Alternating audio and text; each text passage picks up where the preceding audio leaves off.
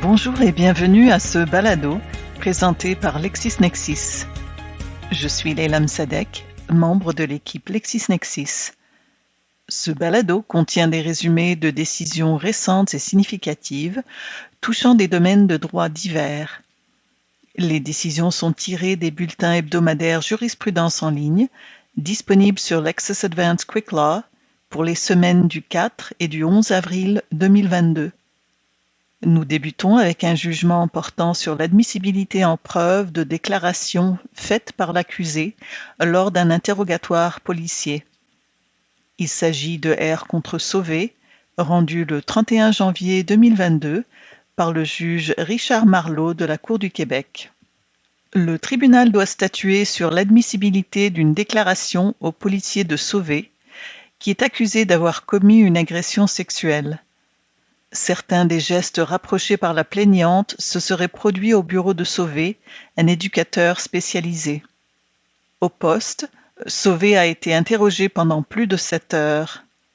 Il a exprimé ses réserves à aller plus loin à plusieurs reprises. Il a témoigné qu'il n'a jamais fait de tort à la plaignante et qu'il ne l'a pas agressée dans un cadre professionnel. Questionné s'il avait pu le faire hors ce cadre professionnel, il a invoqué son droit à l'avocat. Lorsqu'on lui a demandé s'il voulait arrêter l'interrogatoire, il a répondu non. Lorsqu'on le laissait seul, il faisait des commentaires à voix haute sur ses filles et sur sa carrière. Il s'est aussi mis à pleurer à divers moments. Pendant ce temps, la perquisition de sa résidence se poursuivait. Vers la fin de l'interrogatoire, l'enquêtrice a informé Sauvé que l'on a maintenant trouvé chez lui des stupéfiants et de la pornographie juvénile et qu'elle devait le mettre en état d'arrestation pour possession de stupéfiants en vue de trafic et accès à de la pornographie juvénile. Il a de nouveau parlé à un avocat à ce moment et, laissé seul, il a passé plusieurs commentaires à voix haute. L'interrogatoire s'est terminé et Sauvé s'est rendu à sa comparution. La défense prétend que Sauvé était vulnérable, étourdi, préoccupé par la fouille qui se tenait chez lui et le bien-être de sa conjointe et de ses enfants, tout en étant inquiet des conséquences et séquelles que vivraient ses enfants qui ont été témoins de son arrestation. Il aurait aussi exprimé à de multiples reprises son droit au silence et sa volonté de consulter son avocat avant de répondre aux questions posées. Les déclarations sont admises en preuve. Lors de l'interrogatoire, Sauvé comprenait bien le processus, ses droits, la gravité de l'infraction, les conseils de son avocat et interagissait de façon logique et cohérente avec les propos de l'enquêtrice. La déclaration a été obtenue sans promesse ni menace. Rien ne permet de déceler ou de conclure à des conditions inhumaines. La preuve ne soutient pas qu'il y ait effondrement émotionnel de Sauvé.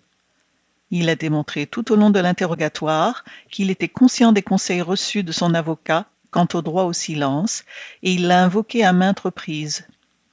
On constate aussi que malgré ses pleurs et l'attitude défaite qu'il projetait, celle-ci a vite cédé le pas quand il était question d'argumenter, de refuser de parler ou d'offrir des explications pouvant l'avantager. En outre, le tribunal ne peut conclure à un dénigrement de l'avocat par l'enquêtrice.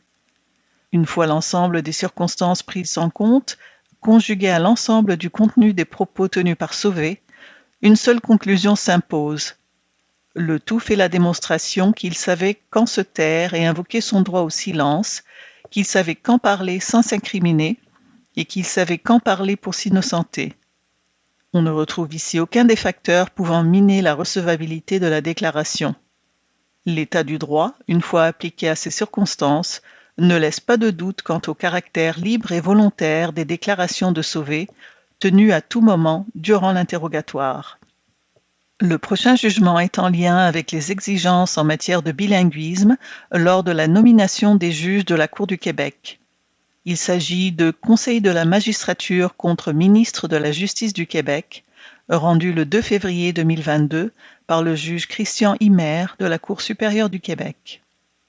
Le Conseil de la magistrature du Québec, ainsi que la juge en chef et le juge en chef associé de la Cour du Québec, cherchent à faire casser des avis de sélection pour des postes de juges de la Cour du Québec. Le tribunal doit déterminer si, lorsque vient le temps de nommer un juge à la Cour du Québec, le ministre de la Justice peut ne pas donner suite aux besoins exprimés par le juge en chef de la Cour du Québec, incluant ceux portant sur le bilinguisme des candidats. Des exigences liées à la connaissance ou la maîtrise de la langue anglaise ont été formulées dans de nombreux avis de sélection depuis 2005. Ce besoin a systématiquement été respecté par les deux personnes ayant tenu la charge de ministre de la Justice. À partir de 2020, le ministre refuse d'inclure dans certains avis de sélection la maîtrise de l'anglais, malgré le besoin communiqué en ce sens par la juge en chef, et il a donné instruction à la secrétaire à la sélection des candidats à la fonction de juge de ne pas inclure une telle exigence dans l'avis à être publié, instruction qu'elle a suivie. Pour justifier le bien-fondé des conclusions recherchées, les parties demanderesses plaident que le processus de sélection établi par le règlement sur la procédure de sélection des candidats à la fonction de juge de la Cour du Québec, de juge d'une cour municipale et de juge de paix magistrat attribue à la seule juge en chef l'identification des besoins, vu le texte et le contexte de l'adoption du règlement et les principes constitutionnels gouvernant l'indépendance administrative institutionnelle des tribunaux. Subsidiairement, les parties demanderesses plaident que si l'article 7 du règlement accorde un pouvoir discrétionnaire au ministre de faire droit ou non aux besoins exprimés par la juge en chef, l'exercice qu'il fait de ce pouvoir en l'instance est déraisonnable.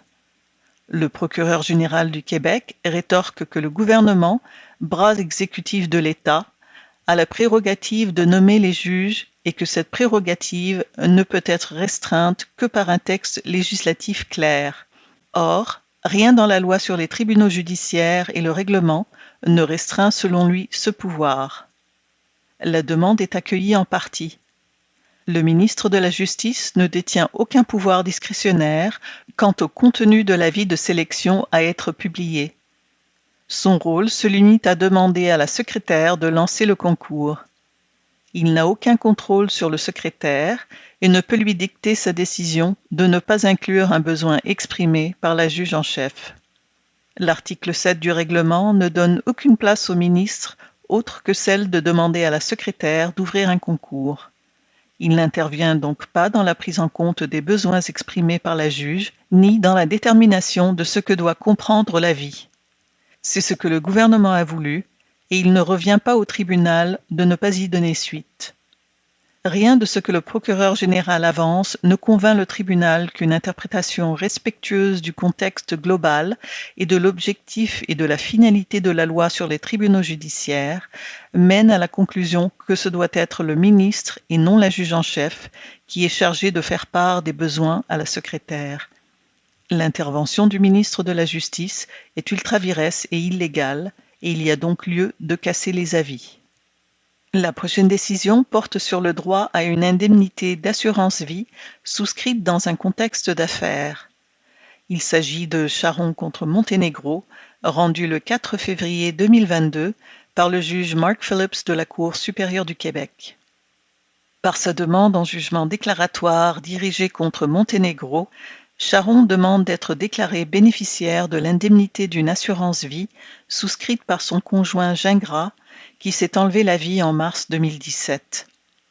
L'assurance-vie avait été souscrite dans un contexte d'affaires, la bénéficiaire étant la société 91758912 Québec Inc., dont Gingras fut actionnaire, avec 2 autres coactionnaires jusqu'en 2011. Par mégarde, les 3 coactionnaires ne firent rien en ce qui concerne l'assurance-vie lorsqu'en 2011, ils vendirent les actions de la société à Monténégro. En 2013, Monténégro fit faillite personnellement. Les actions de la société faisaient alors partie de ses actifs. Elle fut libérée en 2015. En 2017, le syndic de la faillite vend les actions à Charon. Cette transaction n'est pas reconnue par Monténégro, qui la qualifie de « sham ». Elle estime être redevenue seule actionnaire de la société, car, selon elle, les actions lui étaient rétrocédées par le fait de sa libération. Elle croit que l'indemnité d'assurance sur la vie de Gingras doit être versée à la société. Charon, quant à elle, présente deux moyens pour obtenir l'indemnité d'assurance. D'une part, elle prétend être bénéficiaire de la police d'assurance, et ce, peu importe son statut comme actionnaire ou non de la société. D'autre part, elle s'appuie sur son acquisition des actions de la société en 2017. La demande est accueillie en partie. Du vivant de Gingras, aucune démarche juridiquement efficace ne fut réalisée en vue de changer le bénéficiaire de la police, qui demeurait donc la société 9175. Après la mort de Gingras, les démarches effectuées auprès de Monténégro n'eurent pas plus de succès. Par conséquent, la société demeure toujours bénéficiaire de la police.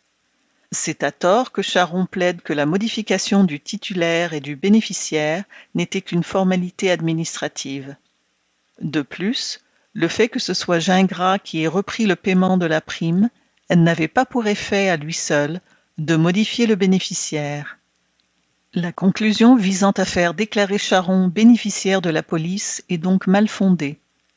Le tribunal estime par ailleurs que Charon est propriétaire des actions de la société pour les avoir acquises du syndic à la faillite de Monténégro le 28 novembre 2017.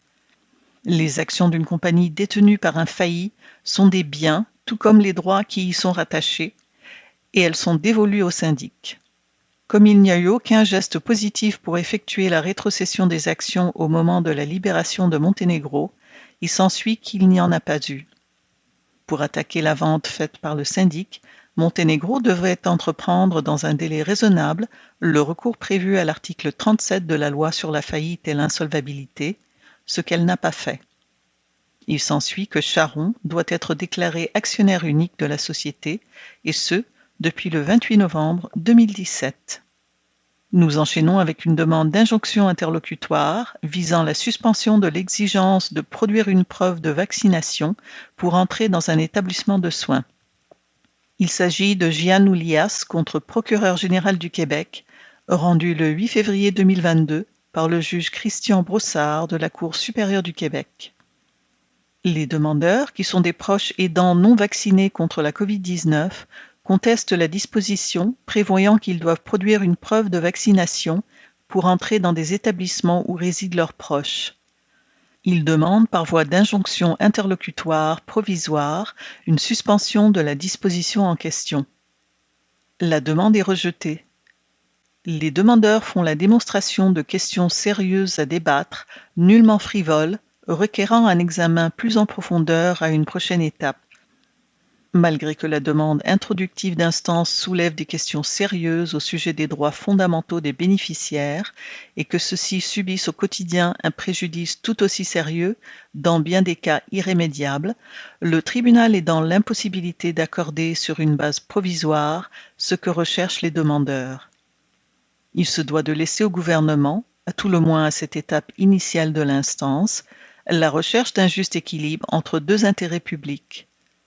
D'une part, l'intérêt public de tous, incluant les bénéficiaires, à une protection adéquate et proportionnée contre la COVID-19, et d'autre part, l'intérêt du groupe identifiable que forment les bénéficiaires, dont la santé physique, le bien-être ou la santé mentale dépend pour beaucoup du soutien et de l'assistance de leurs proches aidants. Le tribunal ne peut se substituer au gouvernement dans l'évaluation de cet équilibre et des moyens pour l'atteindre, certes pas à une étape aussi préliminaire du débat judiciaire, et sur seul examen sommaire de la preuve et des arguments. À cette étape préliminaire et sommaire de l'instance, le tribunal n'est pas en mesure de conclure que l'approche que prend le gouvernement est sans rapport avec le bien du public, n'est manifestement pas dans l'intérêt public, et que celui-ci, que ce soit pour la population en général ou pour les bénéficiaires en particulier, serait mieux servi par le sursis de la disposition en jeu et la suspension de l'exigence de la preuve de vaccination pour les proches aidants. Ainsi, les demandeurs ne remplissent pas le critère de la prépondérance des inconvénients. Ayant également trait à une question de santé publique, le prochain jugement porte sur une demande d'ordonnance de sauvegarde afin qu'un centre de conditionnement physique se conforme à un ordre de fermeture. Il s'agit de Pinard contre Centre Physextreme Inc., rendu le 20 janvier 2022 par le juge Stéphane Tremblay de la Cour du Québec. La directrice de la santé publique de la région socio-sanitaire de l'Outaouais, Dr Pinard, demande au tribunal d'émettre une ordonnance enjoignant Centre Physextreme Inc., opérant sous le nom CrossFit 819, de se conformer à l'ordre de fermeture émise le 13 janvier 2022 dans le contexte de la pandémie de la Covid-19. Cette demande est présentée selon l'article 110 de la loi sur la santé publique.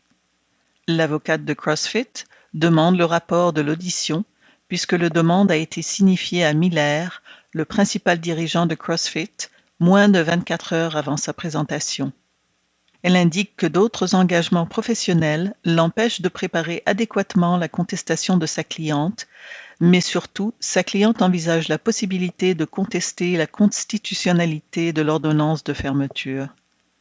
Si tel est le cas, le procureur général devra en être avisé. La Dr Pinard reconnaît le droit de CrossFit de préparer et présenter une défense adéquate. Elle s'oppose à la remise en raison de l'urgence de la situation. Sinon, elle propose qu'une ordonnance de sauvegarde soit émise afin de forcer CrossFit à respecter l'ordonnance de fermeture durant l'instance. De son côté, CrossFit souhaite continuer à opérer son commerce jusqu'à qu'un jugement final soit rendu. Elle avance que la mesure de sauvegarde envisagée par Pinard ne saurait être prononcée puisqu'elle aurait pour effet de modifier la situation actuelle. La demande est accueillie.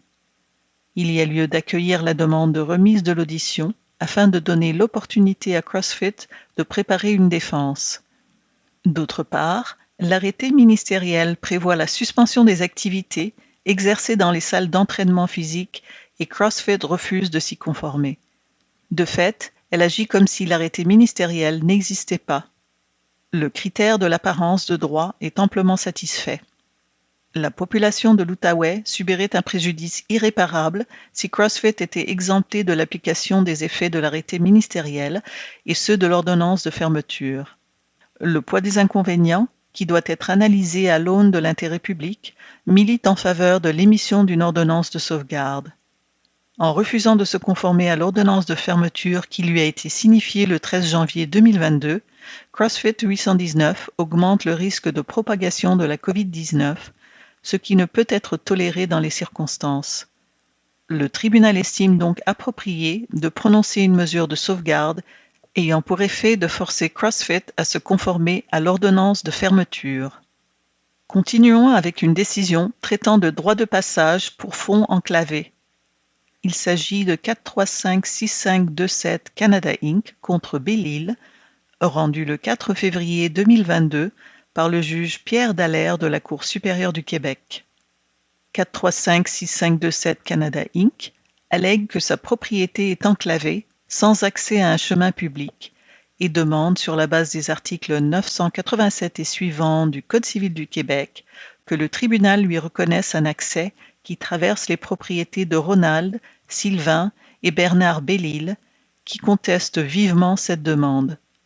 Pour les défendeurs, la propriété de la demanderesse n'est pas enclavée, car on peut y accéder à partir d'un chemin public, le chemin Robertson, situé à environ 6 km à l'ouest en utilisant un chemin existant, par ailleurs mentionné dans l'acte d'achat de la demanderesse. La demande est accueillie. Il suffit qu'il y ait, dans les faits, l'exercice d'un passage sur un fond permettant d'accéder à la voie publique, même s'il ne s'exerce que par simple tolérance, pour fermer la porte à une demande en justice fondée sur l'existence d'une enclave.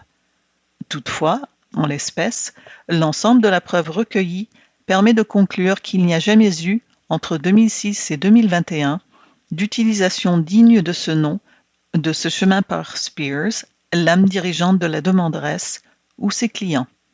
Les lots de Spears doivent être considérés comme enclavés si la seule issue possible est un chemin qui se révèle insuffisant ou impraticable, tel qu'il existe présentement. Spears a pratiquement toujours accédé à ces lots en passant par le chemin situé sur la terre des défendeurs. Il n'y avait pas de situation d'enclave tant que la tolérance des défendeurs permettait à Spears d'utiliser le chemin traversant leur propriété à partir du chemin parent, un chemin public. Par contre, à partir du moment où les propriétaires ont décidé de mettre fin à la tolérance, Il s'est créé une situation d'enclave au sens des articles 997 et suivants du Code civil du Québec. Il ressort de l'ensemble de la preuve que le chemin sur la terre des défendeurs constitue dans cette affaire l'accès qui peut être le plus naturellement réclamé. Le tribunal considère raisonnable d'assujettir l'utilisation de la servitude de passage découlant du présent jugement au paiement d'une indemnité annuelle de 2 000 $. La dernière décision que nous aborderons cette semaine porte sur une demande de droit d'accès présentée par un grand-parent alors que les parents s'y opposent. Il s'agit de droit de la famille 22192, rendu le 9 février 2022 par le juge Jean-Sébastien Vaillancourt de la Cour supérieure du Québec. La grand-mère paternelle présente une demande afin d'obtenir des accès à ses petits-enfants, soit les enfants nés de l'union de ses 2 fils et de leurs conjointes respectives. Les enfants sont âgés de 5, 3 et 2 ans. Les parents des enfants s'y opposent, notamment en raison du harcèlement et du dénigrement auquel elle s'est livrée à l'endroit de son ex-mari, le grand-père paternel. La grand-mère aurait également harcelé ses fils au point où ceux-ci ont coupé les ponts avec elle. Le fils A.D. dit craindre que puisque la grand-mère voit ses fils et leurs conjointes comme étant contre elle, elle tentera assurément de régler ses comptes et de se venger. Le fils A.L.D. dit qu'il est convaincu qu'elle va recommencer à faire ce qu'elle fait tout le temps, ce qu'elle a fait avec lui, avec son frère, avec son père et la famille de celui-ci, c'est-à-dire du dénigrement et détruire tout le monde pour gagner. La demande est rejetée. Les parents ont renversé la présomption selon laquelle il est dans le meilleur intérêt des enfants d'avoir une relation personnelle avec leur grand-mère paternelle. Il est hautement improbable que d'éventuels accès soient harmonieux vu le ressentiment qu'éprouvent les parents envers la grand-mère et vice-versa. Rien ne permet par ailleurs de croire que ce conflit est créé de toutes pièces par les parents dans le but d'empêcher l'établissement d'une relation entre les enfants et la grand-mère. Le tribunal est convaincu qu'accorder des accès aurait des conséquences dramatiques sur la santé mentale des fils de la grand-mère. Ces conséquences ne pourraient faire autrement qu'affecter leurs enfants, puisque ceux-ci ne manqueraient pas de ressentir l'anxiété de leurs parents. Le tribunal estime en outre que les parents ont démontré, suivant la prépondérance de la preuve, que la majorité des reproches formulés à l'encontre de la grand-mère est vraie. Le tribunal retient que celle-ci a harcelé à peu près tous ceux qui se sont retrouvés sur son chemin, alors qu'ils n'avaient pourtant rien à se reprocher. Le tribunal est convaincu qu'il existe un risque sérieux que la grand-mère, si elle a accès à ses petits-enfants, soit incapable de s'empêcher de se livrer à une campagne de dénigrement contre tous ceux qui ne sont pas de son côté. Le conflit qui oppose les parties est tel qu'il n'y a donc pas lieu d'établir une relation entre la grand-mère et ses petits-enfants. La situation est si grave que même des accès supervisés ne sont pas justifiés. C'est déjà la fin de notre balado de résumé du Québec pour cette semaine. Vous pouvez également retrouver d'autres résumés de décisions dans notre bulletin Jurisprudence en ligne de cette semaine sur Lexis Advance Quick Law, notamment une décision portant sur une demande afin de faire déclarer inopposable une dation en paiement dans un contexte d'insolvabilité, soit rangée contre Legault, rendu le 1er février 2022 par la juge Marie-Christine Yvon de la Cour supérieure du Québec. L'appel d'un verdict de culpabilité prononcé par un jury sur une accusation de meurtre au 2e degré, soit Benjamin contre R, rendu le 3 février 2022 par les juges Jacques Lévesque, Jocelyne Rancourt et Stéphane Sansfaçon de la Cour d'appel du Québec, et une décision portant sur une demande de divulgation des dossiers disciplinaires d'un policier impliqué dans l'arrestation de l'accusé, soit R contre Macoulian, rendu le 10 février 2022 par le juge Serge Simon de la Cour du Québec. Nous vous remercions de votre écoute et nous vous souhaitons une bonne semaine. À bientôt!